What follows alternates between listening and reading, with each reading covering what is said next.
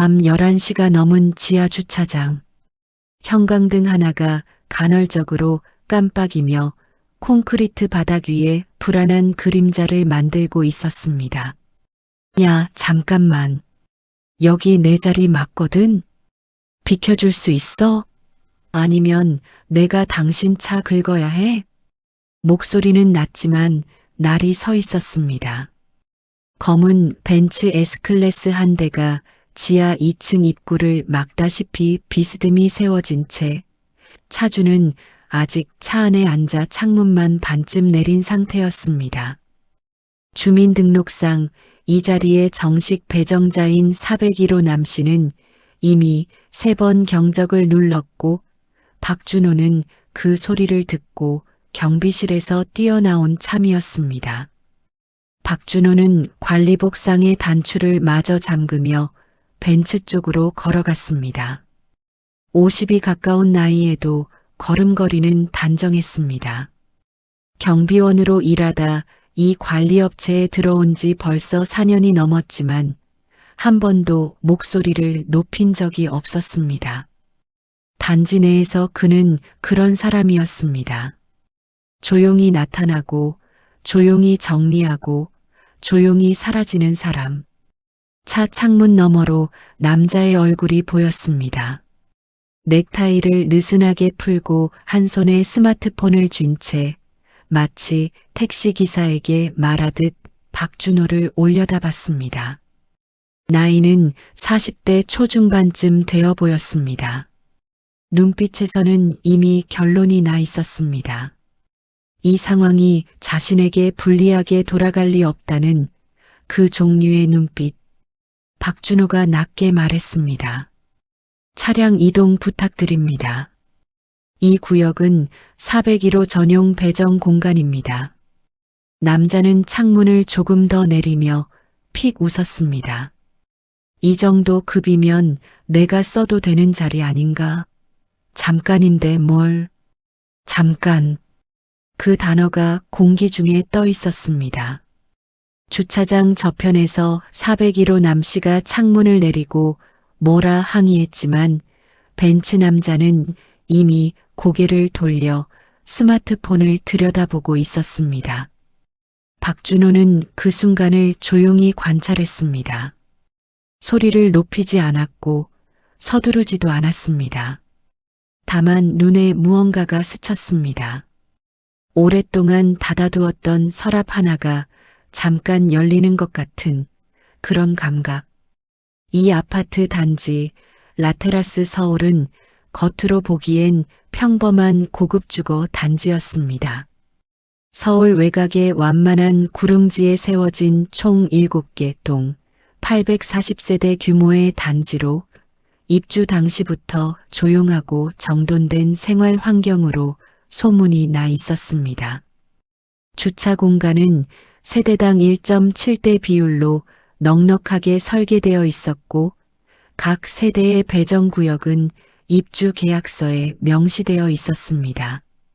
분쟁이 생길 여지가 거의 없는 구조였습니다. 그런데 이 남자는 그 구조 자체를 우습게 봤습니다. 벤츠 차주의 이름은 강태윤. 이 단지와는 아무런 법적 관계도 없는 외부인이었습니다. 가끔 이 단지 내 어느 세대를 방문하는 것 같다는 정도만 경비 일지에 남아 있었습니다. 어느 세대를 방문하는지는 명확히 기록된 적이 없었습니다. 하지만 올 때마다 이 주차 구역에 들어서는 태도는 늘 동일했습니다. 자신이 원하는 자리에 세우고 아무도 그것을 지적하지 않을 것이라 전제하는 방식. 박준호는 경비 일지를 머릿속으로 훑었습니다. 강태윤의 차량 번호는 3번째로 기록된 것이었습니다. 처음 2번은 야간 시간대였고 담당자가 무단 진입 경고 조치라고만 써놓았습니다. 실질적인 조치는 없었습니다. 오늘도 그렇게 넘어갈 수 있었습니다. 박준호는 잠시 401호 남씨 쪽을 보았습니다.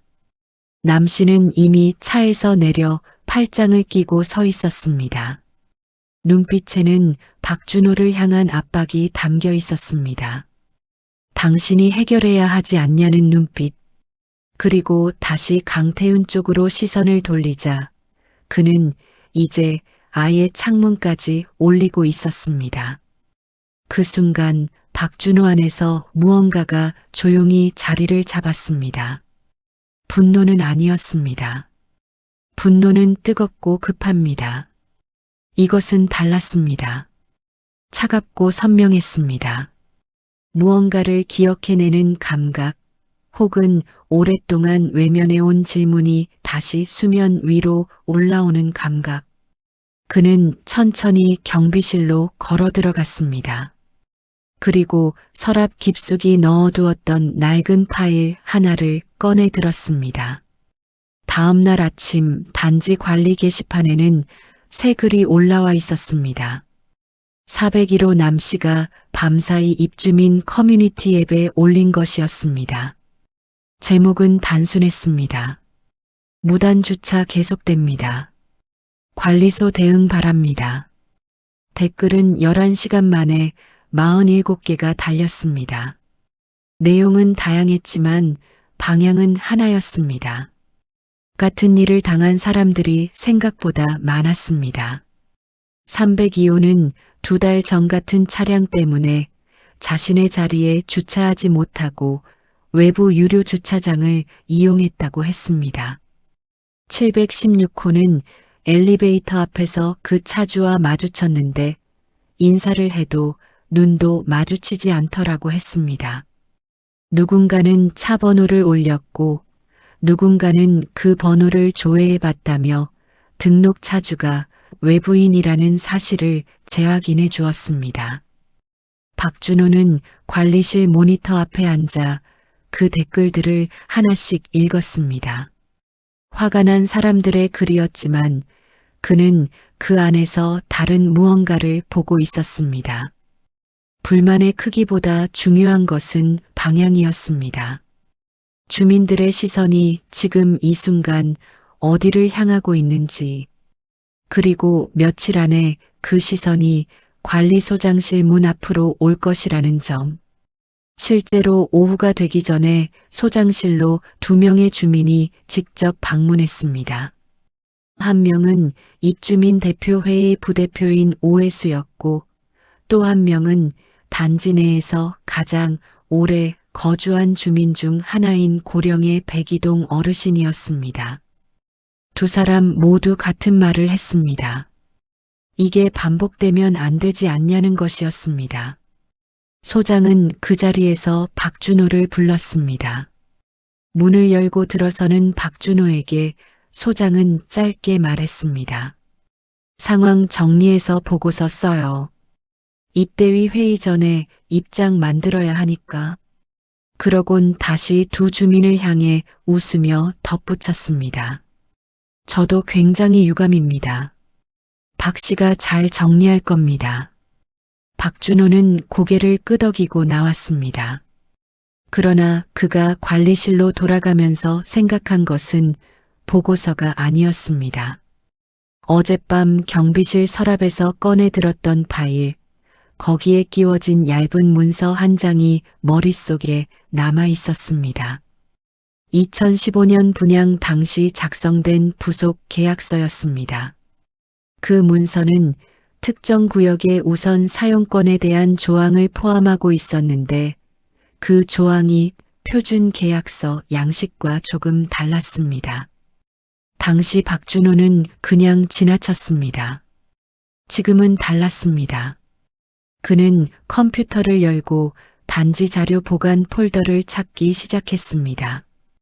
입주 계약 관련 파일, 분양사 제출 서류, 관리 위탁 계약서, 대부분은 스캔본이었고 일부는 PDF 파일로 정리되어 있었습니다. 양이 상당했습니다. 아무도 이것들을 꼼꼼히 읽은 적이 없었습니다. 그럴 이유가 없었으니까. 단지는 조용했고 문제는 없었고 계약서는 그냥 서랍 속 서류였습니다. 박준호는 그날 저녁 퇴근하지 않았습니다. 관리실 불이 혼자 켜져 있었고 창밖으로는 단지 내 조명이 하나씩 꺼져가고 있었습니다. 그는 파일을 넘기면서 작은 메모지에 숫자와 이름을 받아 적었습니다. 분양사 이름, 시공사 이름, 그리고 계약서 맨 뒤에 작은 글씨로 인쇄된 지분 구조 확인서. 그 확인서에는 3개의 이름이 적혀 있었고 그 중 하나는 흐릿하게 지워진 것처럼 보였습니다. 그는 그 부분을 오래 들여다보았습니다. 박준호가 알고 있는 가장 확실한 진실 하나는 분쟁을 만들지 않는 것이 이 일의 핵심이라는 사실이었습니다. 주민 간 갈등, 외부인과의 마찰, 관리 주체에 대한 불만. 이 모든 것이 조용히 덮이는 방향으로 흘러가야 다음 계약 연장이 가능했고 업체 평판이 유지되었습니다. 소장도 알고 박준호도 알고 단지 내 누구나 알고 있는 불문율 같은 것. 그래서 그는 다음 날 아침 메모지를 서랍에 넣고 잠갔습니다. 어젯밤 꺼내두었던 서류들도 다시 원래 폴더로 돌려놓았습니다.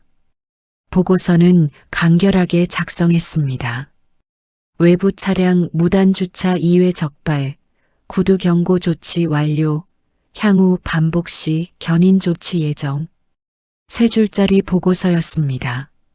소장은 그것을 보고 만족스러운 표정을 지었습니다. 입주민 대표 회의에서도 그 보고서가 공유되었고 부대표 오해수는 앞으로도 잘 부탁드립니다라고 짧게 말한 후 회의를 마무리했습니다. 처리된 것처럼 보였습니다. 문제가 정리된 것처럼. 그런데 이틀 후 벤츠가 다시 나타났습니다. 이번에는 지하 1층이었습니다.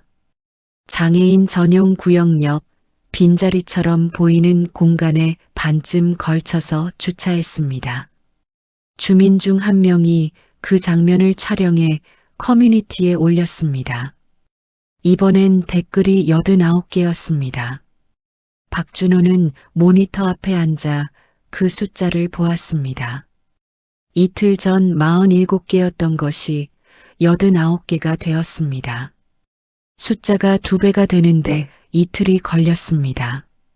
그리고 그 댓글들 사이에서 처음으로 특정 단어가 등장했습니다. 관리 능력. 단지 주차 문제가 아니라 관리 체계 자체에 대한 의문을 제기하는 사람이 생긴 것이었습니다. 그는 그 글을 3번 읽었습니다. 같은 날 오후 상황은 더 복잡해졌습니다. 강태윤이 직접 관리실로 찾아온 것이었습니다. 코트를 걸치고 선글라스를 쓴 채로 마치 볼 일이 있어 들르는 것처럼 문을 밀고 들어왔습니다. 박준호와 눈이 마주쳤고 강태윤은 잠깐 멈추었다가 다시 입가에 옅은 웃음을 만들었습니다. 그는 불편한 이야기를 시작하지 않았습니다.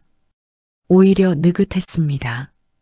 소장에게 아는 척을 했고 단지 내 편의 시설에 대해 이것저것 물어봤습니다. 그리고 나가면서 아무렇지도 않게 말했습니다. 관리 잘하시는 것 같더라고요. 계속 이렇게 해주세요. 문이 닫힌 뒤 소장은 박준호에게 눈짓을 보냈습니다. 일 크게 만들지 말라는 눈짓이었습니다. 박준호는 고개를 끄덕였습니다. 그리고 관리실 화장실로 들어가 잠시 수도꼭지 앞에 서 있었습니다.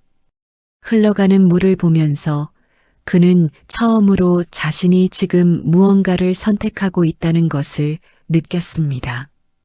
덮는 쪽과 꺼내는 쪽, 두 방향 사이에서 몸이 아직 어느 쪽도 결정하지 않은 상태. 하지만 뇌는 이미 방향을 틀고 있었습니다. 서랍 안에 메모지, 흐릿하게 지워진 이름 하나, 그리고 오늘 강태윤이 소장에게 건넨 그 느긋한 웃음. 무언가가 연결되고 있었습니다. 아직 선명하지는 않았지만 선명해지고 있었습니다. 관리소장 황병철은 이 단지에 10년을 있었습니다.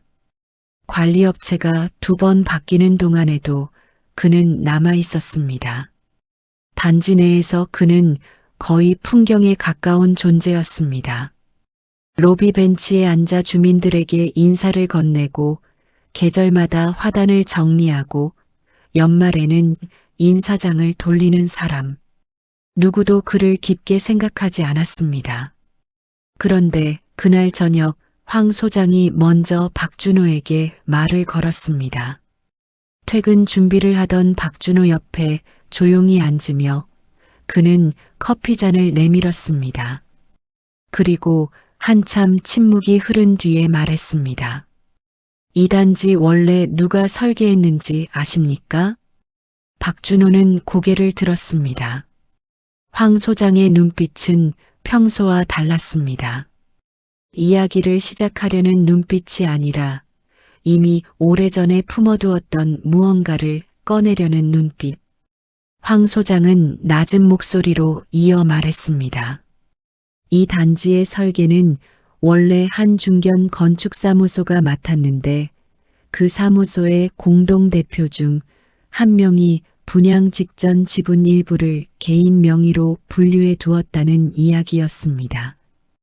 법적으로 문제가 되는 구조는 아니었지만 당시 분양사가 그것을 공식 계약서에 반영하지 않고 별도 부속 문서로만 처리했다는 것이 핵심이었습니다. 그 부속 문서가 어디 있는지 알아요? 박준호는 대답하지 않았습니다. 대신 서랍 쪽으로 시선이 갔습니다. 황 소장은 그 시선을 따라갔다가 다시 박준호를 보았습니다. 그리고 더 이상 말하지 않았습니다. 다음 날 아침 박준호는 서랍을 열었습니다. 메모지를 꺼내고 어젯밤 머릿속에서 계속 떠오르던 질문들을 하나씩 정리하기 시작했습니다. 건축사무소 이름, 분양연도, 계약서에 첨부된 부속 문서의 날짜, 그리고 그 문서에 기재된 3개의 이름 중 흐릿하게 지워진 하나. 그 이름을 확인하기 위해 그는 구청 건축 민원 서비스에 접속했습니다. 건물 준공 당시 제출된 원본 서류 중 일부는 공개 열람이 가능했습니다. 파일을 내려받아 펼치자 첫 페이지 하단에 설계 책임자 항목이 있었습니다. 이름 3글자가 선명하게 인쇄되어 있었습니다. 박준호는 그 이름을 보고 한참 동안 움직이지 않았습니다. 놀라서가 아니었습니다. 이미 어느 순간부터 그 이름이 나올 것 같다는 감각이 있었기 때문이었습니다. 마치 긴 문장을 읽다가 결론 문장에 다다랐을 때처럼 놀라움보다는 확인의 감각이었습니다. 황 소장의 말은 단서가 아니었습니다. 그것은 열쇠였습니다. 박준호가 10년 가까이 이 일을 하면서 아무도 묻지 않아서 아무도 몰랐던 구조의 가장 안쪽으로 들어가는 열쇠. 그는 메모지에 이름을 받아 적었습니다. 그리고 그 아래에 짧게 썼습니다. 확인 필요. 문 밖에서 황 소장이 지나가는 발소리가 들렸습니다. 멈추지 않았습니다. 그냥 지나쳤습니다. 하지만 그 발소리가 지나가는 순간 박준호는 이 일이 이제 혼자 진행하는 일이 아니라는 것을 느꼈습니다.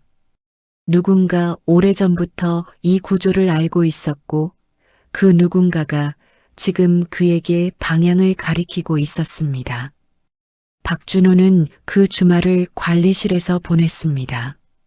공식적으로는 당직 근무였지만 실질적으로는 혼자 자료를 정리하는 시간이었습니다. 단지 서류 캐비닛에서 꺼낸 파일 더미를 책상 위에 가지런히 쌓아두고 하나씩 넘겼습니다. 처음에는 입주 계약서였습니다. 각 동별 분양 계약서 4본, 총 840세대.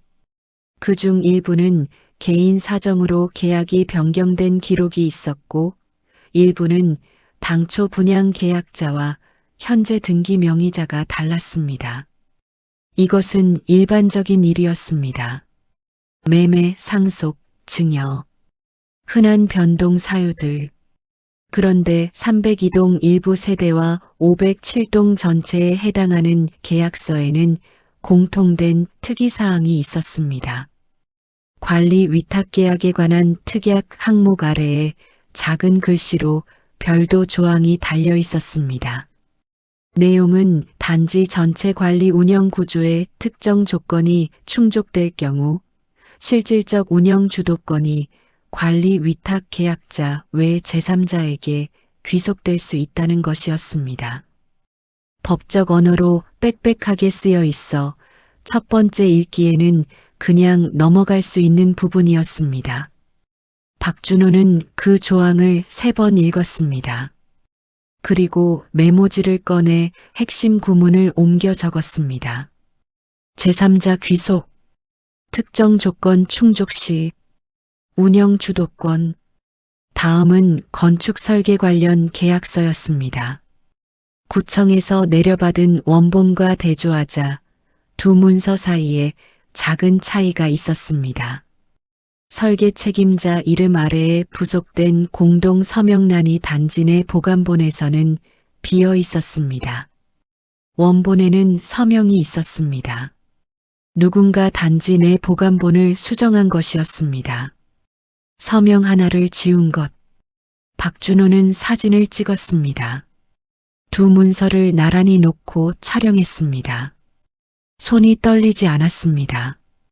오히려 평소보다 안정되어 있었습니다. 이상하게도 이 작업을 하는 동안 그는 오랜만에 집중이라는 감각을 느끼고 있었습니다. 경비원으로 일하던 시절에도 이 관리직으로 옮긴 이후에도 느끼지 못했던 종류의 집중. 마지막으로 관리 위탁 계약서를 펼쳤습니다. 현재 관리업체와 입주민 대표회의 사이에 체결된 계약서였습니다. 갱신 주기는 2년이었고 최근 갱신은 8개월 전이었습니다. 계약서 말미에 첨부된 단지 운영 지분 구조 확인서가 있었습니다. 앞서 어렴풋이 확인했던 바로 그 문서. 이번에는 제대로 읽었습니다. 총 4개의 항목으로 구성된 확인서였습니다. 세 번째 항목 아래에 이름이 하나 기재되어 있었습니다. 그 이름 옆에는 실질 운영 최종 승인권자라는 직책명이 붙어 있었습니다. 박준호는 그 이름을 보았습니다. 그리고 아주 오랫동안 서류 한 장을 내려다보며 앉아 있었습니다. 자신의 이름이었습니다. 2015년 이 단지가 분양되던 해, 박준호는 이 건축사무소의 하도급 관리 업무를 담당하는 외부 협력 계약자였습니다. 짧은 기간이었지만 계약 구조상 그의 이름은 지분 확인서의 서명란에 들어가 있었습니다. 그 사실을 그는 알고 있었습니다. 하지만 계약이 끝나고 시간이 흘렀고 그 문서가 여전히 살아있을 것이라고는 생각하지 않았습니다. 지워지지 않았습니다. 오히려 갱신되어 있었습니다. 가장 최근 관리 위탁 계약서 안에 여전히 그의 이름이 적혀 있었습니다. 누가 그것을 유지했는지는 알 수 없었습니다. 황 소장인지 아니면 더 오래전의 누군가인지. 박준호는 서류를 다시 파일에 넣었습니다. 천천히 순서에 맞게. 그리고 캐비닛을 닫고 자물쇠를 잠갔습니다. 관리실 불을 끄고 복도를 걸어나가면서 그는 처음으로 이 아파트 단지를 다른 눈으로 바라보았습니다. 조명이 켜진 외벽, 조용한 로비, 지하로 이어지는 경사로. 겉으로 보이는 것과 서류 안에 남겨진 것이 다른 공간. 그는 이제 그 두 가지를 동시에 볼 수 있는 사람이었습니다. 박준호가 서류를 다시 꺼낸 것은 월요일 새벽이었습니다. 단지가 완전히 잠든 시간, 관리실 형광등 하나만 켜둔 채 그는 캐비닛을 열었습니다. 이번에는 대충 훑어보는 것이 아니었습니다. 처음부터 끝까지 숫자와 이름과 날짜를 맞춰가며 읽었습니다. 분양 당시 제출된 건축 설계 계약서, 공사 하도급 계약서, 분양사와 시공사 간 MOU 문서. 박준호는 그것들을 순서대로 펼쳐놓고 공통으로 등장하는 이름들을 추려냈습니다. 3개의 법인명, 4개의 개인 이름. 그중 2개의 이름은 공식 계약서에 서명자로 올라 있었고 나머지 2은 부속 문서에만 등장했습니다. 부속 문서에만 등장한 이름 중 하나가 박준호 자신이었고 다른 하나는 개인 투자자 자격으로 기재된 인물이었습니다. 이름은 정확하게 3글자였습니다. 문서 위에는 직책 대신 지분 보유 확인자라는 명칭이 붙어 있었습니다. 박준호는 그 이름을 메모지에 옮겨 적고 포털 검색창에 입력했습니다. 법인 등기 검색, 뉴스 기사, 공시 자료. 이름 하나를 중심으로 연결되는 정보들이 천천히 쌓이기 시작했습니다. 그 이름은 이 아파트 단지와 직접 연결된 곳에서 등장하지 않았습니다. 대신 전혀 다른 맥락에서 나타났습니다. 중견 물류기업의 2대 주주, 소규모 부동산 신탁법인의 이사, 그리고 그보다 더 자주 등장한 곳은 한건설 계열 투자사의 이사회 문서였습니다. 거기서 그 이름은 특정 인물과 나란히 놓여 있었습니다. 박준호는 그 특정 인물의 이름을 다시 확인했습니다. 처음 보는 이름이 아니었습니다. 강태윤이 이 단지를 드나들 때마다 방문한다고 추정되는 세대, 그 세대의 등기 관련 서류에서 한번 스쳐 지나간 이름이었습니다. 당시에는 대수롭지 않게 넘겼습니다. 지금은 달랐습니다. 강태윤이 드나드는 세대와 이 아파트 지분 구조 문서에 등장하는 개인 투자자. 2 사람은 같은 투자사 이사회에 이름을 올리고 있었습니다. 직접적인 지분 관계는 아니었지만 같은 법적 테이블 위에 앉아 있는 사이였습니다. 그리고 그 투자사는 지금 강태윤이 몸담고 있는 기업과 시장에서 정면으로 충돌하고 있는 경쟁 관계에 있었습니다. 박준호는 펜을 내려놓고 잠시 창밖을 보았습니다. 새벽 4시의 단지는 고요했습니다. 주차장 조명이 콘크리트 바닥 위에 노란 원을 만들고 있었고 그 안에 강태윤의 검은 벤츠는 없었습니다. 구조가 보이기 시작하고 있었습니다. 강태윤은 이 아파트의 실제 지분 구조를 알지 못한 채 드나들고 있었습니다. 자신이 대립관계에 있는 투자자의 이름이 이 건물 운영 구조 안에 들어있다는 사실을 그는 전혀 인식하지 못하고 있었습니다. 그리고 그 사실을 아는 사람은 지금 이 관리실에 혼자 앉아 있었습니다. 박준호는 다시 서류를 집어들었습니다. 이번에는 더 깊이 읽었습니다. 그 주 목요일 입주민 대표 회의가 열렸습니다. 정기 회의였지만 분위기는 달랐습니다. 주차 문제가 커뮤니티에서 계속 불거지면서 몇몇 세대주들이 직접 참석을 요청한 탓에 평소보다 2배가 넘는 인원이 회의실을 채웠습니다. 부대표 오해수가 회의를 진행했습니다. 안건은 표면상 외부 차량 무단 주차 재발 방지 대책이었지만 실질적인 분위기는 관리 체계 전반에 대한 불만 표출에 가까웠습니다. 2명의 주민이 직접 발언 신청을 했고 그중 한 명은 관리업체 계약 갱신 시점에 다른 업체를 검토해야 한다는 말까지 꺼냈습니다. 소장은 얼굴이 굳어 있었습니다. 그리고 그 자리에 강태윤이 나타났습니다. 초대받지 않은 자리였습니다. 입주민 대표회의는 원칙상 등록 세대주 또는 그 위임을 받은 자만 참석할 수 있었습니다. 그런데 강태윤은 회의실 문을 열고 들어서며 자신이 특정 세대의 임시 위임을 받았다고 말했습니다. 구두 위임이었습니다. 서면 위임장은 없었습니다. 오해수 부대표가 잠시 머뭇거렸습니다. 원칙대로라면 참석을 거부했어야 했지만 그는 그렇게 하지 않았습니다. 강태윤의 태도가 거절을 어색하게 만드는 종류였습니다. 당연한 자리에 당연히 앉는 것처럼 행동하는 사람 앞에서 제지하려면 상당한 의지가 필요합니다. 오해수에게 그 의지는 없었습니다. 강태윤은 자리에 앉자마자 발언했습니다. 주차 문제는 관리 인력의 역량 문제라는 것이 핵심이었습니다.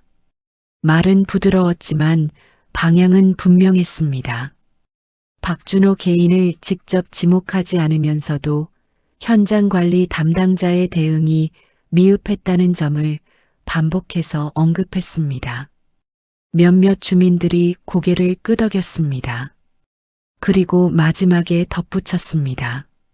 솔직히 이런 관리 수준으로 계속 계약을 유지하는 게 맞는지 검토가 필요하지 않겠습니까? 이 단지 수준에 맞는 전문 인력이 필요하다고 생각합니다. 회의실이 조용해졌습니다. 박준호는 회의실 뒤편 보조의자에 앉아 그 말을 들었습니다. 관리 담당자로서 회의에 배석한 것이었습니다. 그는 아무 표정도 짓지 않았습니다. 노트에 무언가를 받아 적는 척하며 손을 움직였지만 실제로는 강태윤의 말 하나하나를 머릿속에 저장하고 있었습니다. 강태윤은 박준호를 한번 돌아보았습니다. 눈이 마주쳤습니다. 강태윤의 눈빛에는 이미 결론이 나 있었습니다. 이 자리에서 자신이 원하는 방향으로 분위기가 흘러가고 있다는 그 종류의 확신. 박준호는 눈을 피하지 않았습니다. 그리고 속으로 생각했습니다. 이 사람은 지금 자신이 어느 건물 안에 앉아 있는지 모르고 있습니다. 회의가 끝난 후 소장은 박준호에게 짧게 말했습니다. 다음 주까지 경위서 써요. 박준호는 알겠다고 했습니다.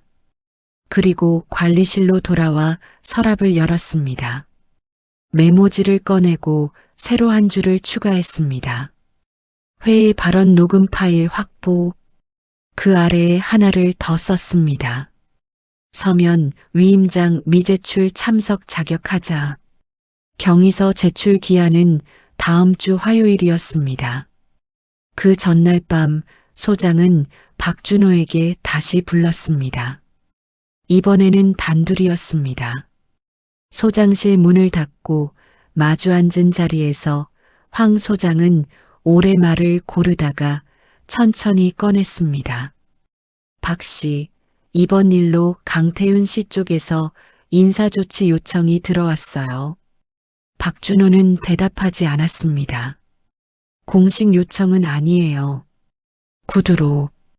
근데 입대위 부대표도 같은 방향으로 의견을 냈고 계약 조건 재검토 이야기도 나오고 있어서 박 씨 본인도 느끼겠지만 지금 분위기가 좋지 않아요. 황 소장은 말을 이으면서 시선을 창밖으로 돌렸습니다. 목소리는 미안함과 피로함이 섞여 있었습니다. 오래 버텨온 사람이 더 버티기 어려운 순간에 하는 얼굴이었습니다. 업체 본사 쪽에서도 상황 보고받았고 다음 달 관리 인력 재배치 검토한다고 연락 왔어요. 박 씨한테 미리 알려주는 게 맞을 것 같아서. 박준호는 잠시 소장의 얼굴을 보았습니다. 그리고 조용히 물었습니다. 소장님은 어떻게 생각하십니까? 황 소장은 대답하지 못했습니다. 그날 밤 박준호는 집에 가지 않았습니다. 관리실에 남아 출력한 서류들을 파일에 정리했습니다. 구청에서 내려받은 원본 문서, 단지 내 보관 문서의 사진 파일 출력본, 관리 위탁 계약서 사본, 그리고 가장 최근 갱신된 운영지분 구조 확인서, 순서대로 탭을 끼워 구분하며 묶었습니다. 새벽 2시가 넘었을 때 파일 묶음이 완성되었습니다. 표지에는 아무것도 쓰지 않았습니다. 다음 날 오전 임시 입주민 대표 회의가 소집되었습니다. 강태윤 측에서 공식 요청한 자리였고 안건은 관리 인력 교체의 건이었습니다. 회의실은 또다시 주민들로 가득 찼습니다. 이번에는 구경 온 사람들도 있었습니다. 분위기는 처음부터 박준호에게 불리하게 조성되어 있었습니다. 강태윤은 앞줄에 앉아 있었습니다. 이번에는 위임장을 챙겨왔습니다. 형식을 갖추었습니다. 오해수 부대표가 안건을 읽었습니다. 박준호의 대응 미흡으로 인한 반복 민원, 주민 불만 누적, 관리 역량에 대한 재검토 요청. 말은 공식적이었지만 내용은 해고 절차의 시작이었습니다. 강태윤이 발언권을 얻었습니다. 그는 자리에서 일어서며 회의실 전체를 한번 둘러보았습니다. 그리고 박준호를 향해 말했습니다. 당신 같은 사람이 감히 이 단지를 관리한다고요? 직접적이었습니다. 회의실이 술렁였습니다. 몇몇은 눈살을 찌푸렸고 몇몇은 고개를 숙였습니다. 어떤 사람들은 아무 표정이 없었습니다. 박준호는 그 말이 끝나기를 기다렸습니다. 그리고 천천히 의자에서 일어섰습니다. 가지고 온 가방에서 파일 묶음을 꺼냈습니다. 테이블 위에 내려놓았습니다. 소리가 작았습니다. 하지만 회의실 안은 그 소리가 들릴 만큼 조용해져 있었습니다. 그는 아무 말도 하지 않았습니다. 그냥 파일을 펼쳤습니다. 파일 첫 장은 구청 건축 민원 서비스에서 출력한 원본 준공 서류였습니다. 2015년 11월 라테라스 서울 아파트 단지 준공 당시 제출된 공식 문서였습니다.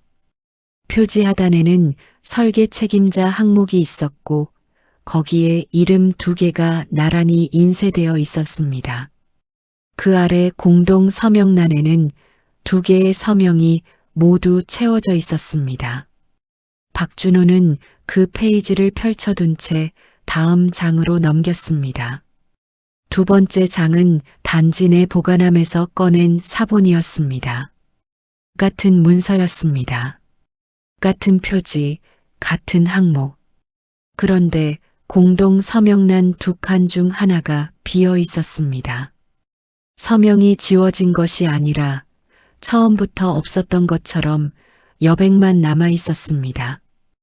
회의실 안이 조용했습니다. 박준호는 2장을 나란히 테이블 위에 펼쳤습니다. 구청 원본과 단지 보관 사본. 같은 문서의 2가지 버전. 보는 사람 누구에게도 설명이 필요 없는 방식으로 2장 사이의 차이가 드러났습니다. 오해수 부대표가 앞으로 몸을 기울였습니다. 몇몇 주민들도 자리에서 일어나 테이블 쪽으로 시선을 가져왔습니다. 강태윤은 아직 서 있었습니다. 표정이 바뀌지 않았습니다. 아직 무슨 의미인지 파악이 되지 않는 것 같았습니다. 박준호는 3번째 장을 펼쳤습니다. 분양 당시 작성된 부속 계약서였습니다. 표준 분양 계약서에 첨부된 형태였지만 내용은 전혀 별개였습니다. 핵심은 두 번째 페이지에 있었습니다. 단지 운영 관련 실질 지분 구조 확인서라는 제목의 짧은 문서였습니다. 총 4개 항목으로 구성되어 있었고 각 항목에는 이름과 역할이 기재되어 있었습니다. 첫 번째 항목은 분양사 대표, 두 번째는 시공사 관계자, 세 번째 항목에는 개인 투자자, 자격의 이름이 있었습니다.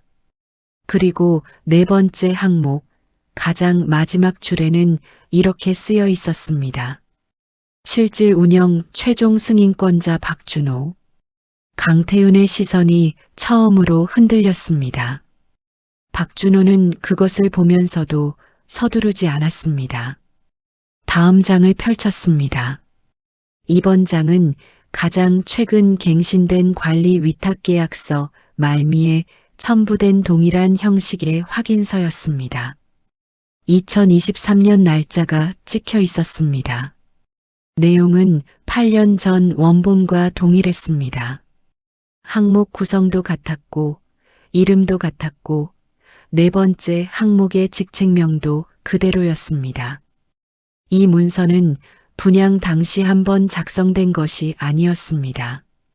관리 위탁 계약이 갱신될 때마다 함께 갱신되어 있었습니다. 법적으로 유효한 방식으로 서명과 날짜가 갱신된 채로 누군가 이 구조를 의도적으로 유지해 왔다는 뜻이었습니다. 회의실 안에서 누군가 낮게 말했습니다.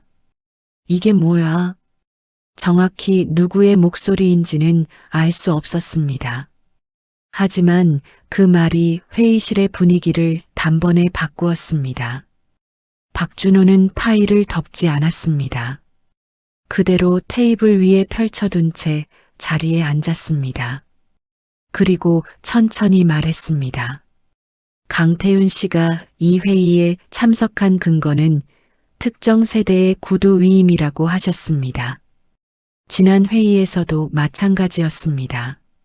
그런데 그 위임의 근거가 된 세대, 즉 강태윤 씨가 방문하는 세대와 이 지분 구조 확인서에 기재된 세 번째 항목의 이름은 동일 인물의 사업 파트너입니다. 그 관계는 공개된 이사회 문서에서 확인됩니다. 그는 잠시 멈췄다가 이어서 말했습니다. 강태윤 씨의 회사와 그 인물이 속한 투자사는 현재 시장에서 직접 경쟁 관계에 있습니다. 강태윤 씨가 이 단지를 드나들며 무단 주차를 반복한 시점은 두 회사 간 갈등이 외부에 알려지기 시작한 시점과 겹칩니다. 강태윤의 얼굴이 굳었습니다. 그리고 강태윤 씨가 오늘 이 회의에서 저의 해고를 요청한 행위는 이 단지 운영 구조상 실질 승인권자에 해당하는 저를 이 자리에서 배제하려는 시도로 해석될 수 있습니다. 의도가 있었는지는 모르겠습니다. 하지만 결과적으로는 그렇게 됩니다. 파일을 펼친 채 테이블 위에 올려두고 박준호는 더 이상 말하지 않았습니다. 말을 끝낸 사람의 고요함이 회의실 전체를 채웠습니다. 강태윤은 앉아 있었습니다.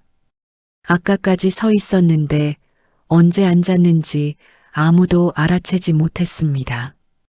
그의 입이 열렸다 닫혔습니다. 한마디가 나올 것 같다가 나오지 않았습니다. 오해수 부대표가 조용히 서류를 집어들었습니다. 회의실 안에서 사람들이 서로 눈을 마주쳤습니다. 누군가 기침을 했고 누군가는 자리를 조금 당겼습니다. 회의의 방향이 바뀌고 있었습니다. 아무도 명시적으로 말하지 않았지만 방 안에 있는 모든 사람이 그것을 느끼고 있었습니다. 강태윤은 회의가 끝난 뒤 아무 말 없이 먼저 자리를 떴습니다. 코트를 집어들고 문 쪽으로 걷는 등 뒤에서 아무도 말을 걸지 않았습니다. 오면서 가졌던 그 느긋함은 없었습니다. 걸음이 빠르지도 느리지도 않게 적당히 조절된 걸음이었지만 그 조절 자체가 이미 무너진 것의 흔적이었습니다. 회의가 끝나고 이틀이 지났습니다. 단지 커뮤니티 앱의 무단 주차 관련 게시글은 조용히 내려가 있었습니다. 누가 삭제한 것인지는 알 수 없었지만 더 이상 새 댓글이 달리지 않았습니다. 관련 게시글 전체가 자연스럽게 흘러내려가 보이지 않는 곳으로 묻혔습니다. 단지의 표면은 다시 조용해졌습니다. 오해수 부대표는 회의 다음 날 박준호에게 짧은 문자를 보냈습니다. 서류 검토했습니다. 추가로 확인할 게 있으면 연락드리겠습니다. 그것이 전부였습니다. 공식적인 사과도 해고 요청의 철회 확인도 없었습니다. 하지만 인사조치 요청은 그날 이후 더 이상 언급되지 않았습니다. 관리업체 본사에서는 연락이 없었습니다. 다음 달 인력 재배치 검토라던 이야기도 조용히 사라졌습니다. 황 소장은 평소처럼 로비 벤치에 앉아 주민들에게 인사를 건넸습니다. 박준호를 볼 때마다 특별한 말을 하지 않았습니다. 눈빛이 약간 달라졌을 뿐이었습니다. 오래 짊어지고 있던 무언가를 조금 내려놓은 사람의 눈빛. 박준호는 그것으로 충분하다고 생각했습니다. 강태윤의 상황은 이후 천천히 정리되었습니다. 그가 이 단지에 드나들면서 반복적으로 위반한 사항들, 무단 주차, 서면, 위임장 없는 회의 참석, 외부인의 관리 인력 교체 요구 등은 모두 관리 일지와 회의록에 기록으로 남아 있었습니다. 단독으로는 각각 사소한 것들이었지만 묶이면 달랐습니다. 더 중요한 것은 그가 이 단지의 실제 구조를 끝내 파악하지 못했다는 점이었습니다. 자신이 드나들던 건물이 자신과 시장에서 정면으로 부딪히는 상대방의 사업 파트너와 연결된 구조 위에 서 있었다는 것을, 그 건물 안에서 자신이 갑질의 대상으로 삼았던 관리 직원이 그 구조의 가장 깊은 지점에 이름을 올리고 있었다는 것을, 강태윤은 그것을 모른 채 왔고 모른 채 갔습니다. 아무것도 모르는 채로 행사한 권력이 아무것도 모르는 채로 무너진 것이었습니다. 박준호는 그것에 대해 특별한 감정을 갖지 않으려 했습니다. 통쾌함은 잠깐이고 그 다음이 더 길기 때문이었습니다. 그보다 박준호가 오래 생각한 것은 따로 있었습니다. 자신의 이름이 왜 그 문서에 남아 있었는가 하는 것이었습니다. 분양 당시의 하도급 계약이 끝난 이후에도, 관리 위탁 계약이 2번 갱신되는 동안에도 그 이름이 지워지지 않았다는 것, 그리고 황 소장이 그것을 알고 있었다는 것. 그는 어느 날 퇴근 무렵 황 소장에게 직접 물었습니다. 황 소장은 대답하기 전에 오랫동안 창밖을 보았습니다. 그리고 말했습니다. 첫 번째 관리 위탁 계약이 체결될 때 그 문서를 검토했던 법무사가 박준호의 이름을 유지해 두는 것이 구조적으로 유리할 수 있다고 조언했다는 것이었습니다. 분양사 측의 일방적인 구조 변경을 방어하는 완충 장치로서 당시 황 소장은 그 조언을 따랐고 그 이후로도 계속 유지했습니다. 박 씨한테 말하지 않은 건 말해봤자 복잡하게만 느낄 것 같아서였어요. 그냥 있는 줄만 알고 있으면 된다고 생각했습니다. 박준호는 대답하지 않았습니다. 서운한 감정이 없지는 않았습니다. 하지만 그것보다 더 크게 자리 잡은 것은 다른 감각이었습니다. 자신이 알지 못하는 사이에도 이 단지 안에서 자신의 이름이 무언가를 지키고 있었다는 것. 그리고 황 소장은 그것을 10년 가까이 조용히 유지해 왔다는 것. 말하지 않는 방식으로 지켜온 것들이 있다는 것. 박준호는 그날 이후 황 소장과 특별히 다른 대화를 나누지 않았습니다. 달라진 것은 없었습니다. 아침마다 같은 시간에 출근하고 일지를 쓰고 주차장을 순찰하고 저녁이 되면 자리를 정리했습니다. 똑같은 하루였습니다. 다만 그 하루를 보내는 감각이 조금 달라졌습니다. 자신이 서 있는 자리가 보이지 않는 곳에서 어떤 방식으로 지지되고 있는지를 알게 된 사람의 감각. 가볍지 않지만 흔들리지도 않는. 다음 날 아침 6시 박준호는 평소보다 일찍 출근했습니다. 지하 주차장부터 시작해 단지를 한 바퀴 돌았습니다. 조명 상태를 확인하고 구역 경계선이 마모된 곳을 메모했습니다. 외부 출입구 쪽 CCTV 각도가 조금 틀어진 것도 확인했습니다. 오늘 오전 중에 조정해야 할 것들이었습니다. 지하 2층 입구에서 잠깐 멈추었습니다. 며칠 전까지 강태윤의 검은 벤츠가 서 있던 자리였습니다. 지금은 비어 있었습니다. 콘크리트 바닥 위에 401이라고 흰 페인트로 쓰인 숫자만 선명했습니다. 박준호는 그 숫자를 잠시 내려다보다가 다시 걷기 시작했습니다.